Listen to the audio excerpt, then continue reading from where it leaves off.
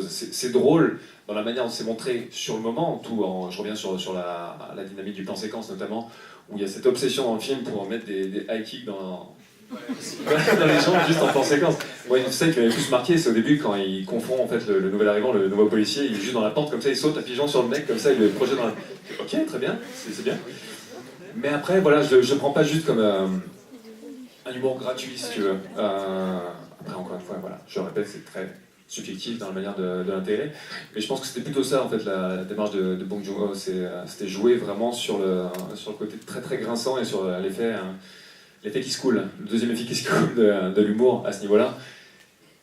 Si je l'avais vu, en fait, la première fois que je l'ai vu, j'ai laissé passer, on va dire, 3-4 ans avant de le revoir, et j'en avais pas le souvenir d'un film drôle, en fait. Vraiment, c'était vraiment cette tonalité très sombre et le désespoir, sur toute fin, qui m'est resté sur toute cette dernière partie, même comme le film est très critique vis-à-vis des dérives de la Corée du Sud autoritaire des années 80, c'est pas non plus manichéen, parce qu'il n'idéalise pas en fait ce qui est venu après, notamment dans le côté très symbolique du mec. Quand il a refait sa vie, il est passé de flic, il était autoritaire, il est passé à businessman. On revient dans une Corée du Sud plus occidentalisée. En même temps, c'est pas idéalisé, c'est pas mis en avant comme étant la solution. Le mec, il a toujours un côté très très dérisoire, c'est toujours une espèce de vague à l'âme qui le suit, jusqu'à ce qu'il rejoigne bien sûr la scène du crime à la fin, et que ça enfonce le clou vraiment du côté extrêmement triste. Et il y a encore une petite fille qui va dire bah oui, t'as effectivement loupé tout ce que t'as entrepris à l'époque, le seul truc que tu voulais faire, le seul moment où t'as pas été cynique, bah t'as loupé en fait le coche, tu n'as pas réussi à trouver le mec que tu cherchais, donc ça enfonce encore le clou. Et j'étais en train de réfléchir justement, quand on en parlait tout à l'heure, les films qui se terminent par un regard caméra. Bien sûr, il y a The Revenant, auquel je pensais, mais c'est ce regard caméra, je sais pas comment vous l'interprétez à la fin, mais personnellement, je l'interprète plus comme une prise à partie tout simplement du spectateur. C'est bon, c'est pas... Il n'y a pas besoin d'aller chercher très très loin pour cette interprétation, mais je pense que c'est celle qui vient le plus facilement. C'est que comme le propos du film est de se dire que finalement c'est une réflexion sur la banalité du mal, sur le fait qu'il se tapit à peu près partout, que ça pourrait être absolument n'importe qui, et que même au moment où on est en train de parler, peut-être que le tueur est en train de mater le film quelque part chez lui, en Corée du Sud, ou je sais pas, en Irlande parce qu'il aurait fait sa vie à Dublin, j'en sais rien. C'est un regard qui veut dire tout simplement un regard à la fois de fatalisme, de je n'y peux rien, quoi, de dépit. Le mec il est impuissant jusqu'au bout. Et à la fois ça pourrait être absolument vous. Il casse le quatrième mur du film pour dire, voilà, c'est un regard adressé peut-être au tueur, à vous, au mal qui se tapit en chacun d'entre nous. Donc voilà. Une réponse assez longue, j'ai envie de dire oui, mais ça aurait été un peu moins parlant peut-être. Je sais pas si on répondait. Il y a une question juste ici. Moins 1000.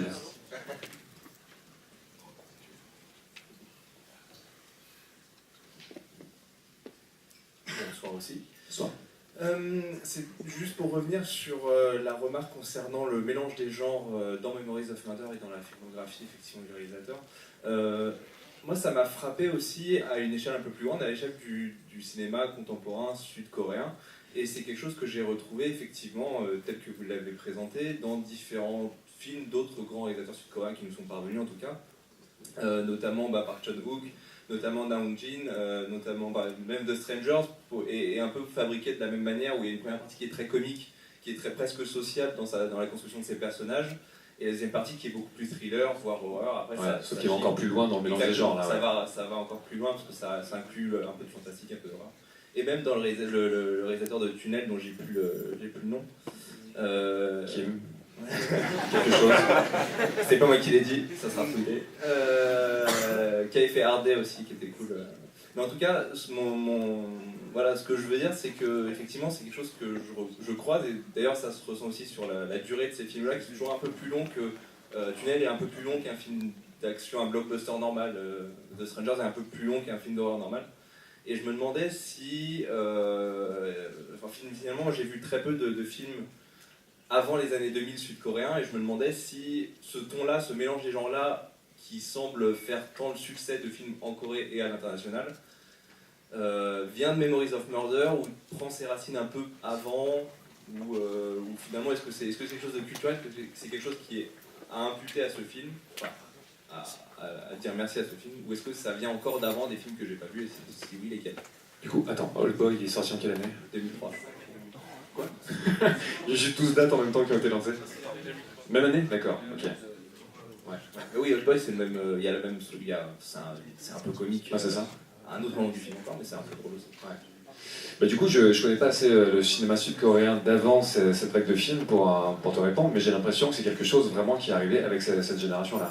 Justement, les genres tels qu'ils s'étaient développés en Corée, de ce que j'ai compris en tout cas, étaient beaucoup plus hermétiquement clos, notamment la comédie qui avait énormément de place en Corée, et même après, quoi. J'imagine qu'il y a toute une vague du cinéma grand public qui a continué de manière très boom boom, et qui n'est pas du tout le genre de film qui à l'international a commencé à être considéré comme du cinéma d'auteur. Mais après, voilà, comme il y avait un régime assez autoritaire en Corée du Sud, il y avait une production cinématographique qui était très très cloisonnée. Donc avec cette génération, c'est, on va dire, parmi les premiers qui ont commencé de manière aussi ouverte à être critiques du système, à revenir sur leur histoire et à pouvoir avoir cette liberté de ton.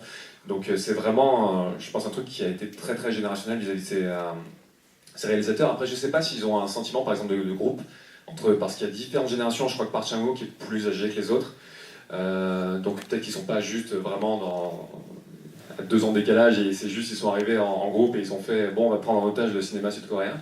Je pense que c'est beaucoup plus hétérogène que ça à la base, mais de fait, dans cette volonté de cette espèce d'explosion de créativité qui est arrivée notamment avec le décloisonnement politique, culturel et économique qui est arrivé après, il y a eu je vois ça un petit peu comme un bouchon qui a sauté, et tout le monde s'est juste rué parmi les plus créatifs dans cette ouverture. Donc je crois vraiment que ça s'est traduit aussi cinématographiquement par le mélange des genres, que c'est arrivé à ce moment-là. Après, peut-être que je me trompe, et je serais ravi que quelqu'un me dise de fermer ma gueule s'il y a un petit peu plus sur cette période exacte. Mais vraiment, je vois ça comme une logique d'entonnoir en fait. À vérifier.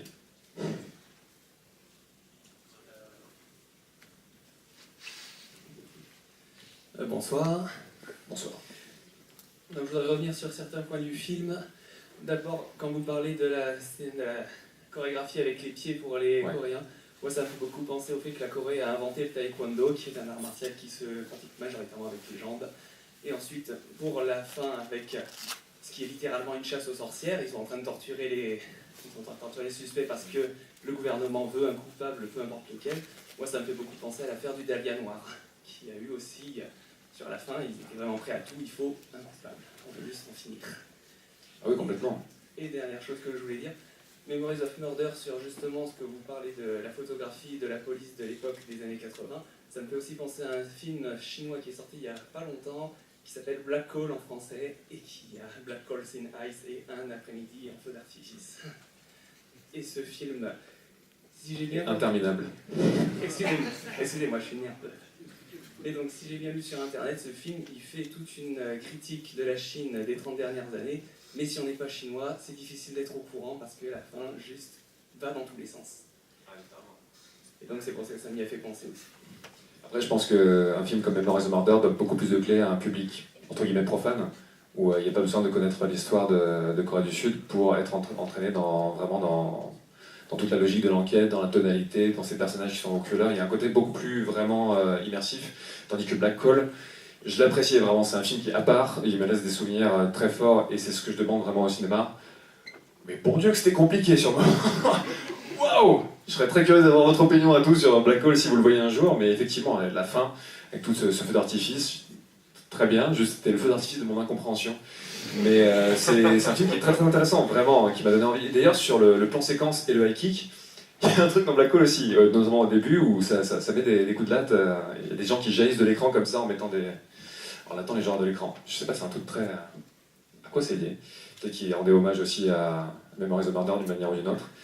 Mais ouais, je vois Memories of Murder quand même comme un truc beaucoup plus accessible, notamment dans ce qui... Black Hole est plus abstrait, Memories of Murder, il met pas systématiquement vraiment le doigt sur ce qui se passait en Corée du Sud, il le fait deviner, on le voit quand il y a des manifestations, tout ça, c'est comme une toile de fond, mais c'est un truc qui construit l'atmosphère vraiment de manière très très efficace, cette atmosphère de déliquescence, on sent qu'il y a de l'électricité, quoi. Il y a quelque chose qui est en train de se passer. Et même si ça n'a pas d'effet direct sur l'enquête et sur ce qui se passe, c'est vrai que ça contribue vraiment à ce qu'on ressent et à ce qu'on devine plus qu'autre chose. Donc ouais, Black Hole, c'est beaucoup plus abstrait. C'est pour ça que personnellement j'ai préféré Memories of Murder. Pareil, ouais. Je ne dirais pas le contraire. Mais il y a un côté beaucoup plus... C'est pas littéral le bon mot, mais dans les films sud-coréens, côté beaucoup plus frontal en tout cas. Il y a beaucoup de films sud-coréens de toute cette génération, toute cette vague, on parlait de Strangers tout à l'heure, qui partent dans des dimensions des fois qui sont complètement folles, mais de manière vraiment beaucoup plus assumée, beaucoup plus frontale, vraiment. Là où un film comme Black Hole est beaucoup plus... ouais, ne laisse pas vraiment le... Comment dire? Il fait chier. Non, il est très intéressant. Mais voilà. Il y a un côté beaucoup plus expansif, j'ai l'impression, en Corée du Sud, dans leur manière de s'exprimer. Je sais pas si ça répond à la question, mais pour le diable d'Aliénor, ouais, je suis entièrement d'accord. Mais ça rejoint toute cette... en dehors des faits divers dont sont tirées toutes ces histoires et tout ça, ça rejoint vraiment toute cette legacy.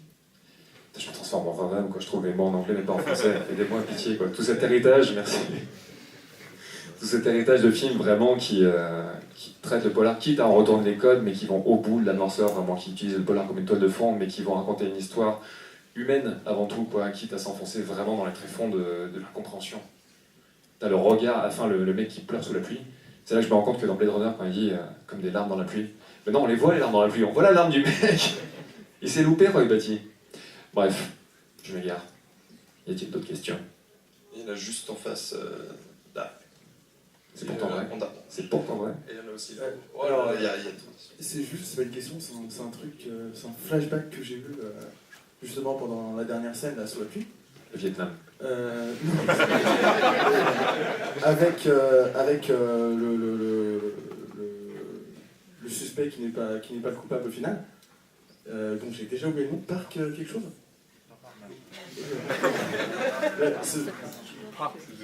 Je vais pas refaire la même blague, hein. Je me mépriser avec ça. C'est pas grave. Oui, il est tout propre sur lui, sur le film,